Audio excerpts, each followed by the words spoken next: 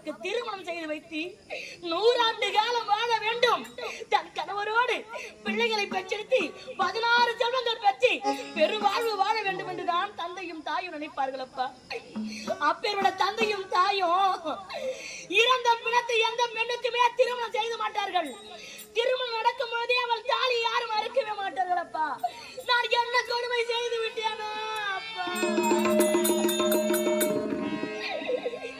என் வாழ்க்கை இப்படியெல்லாம் நடக்க வேண்டும் என்று அந்த பிரம்மன் என் தலையில எழுத்தாக எழுதி விட்டானா?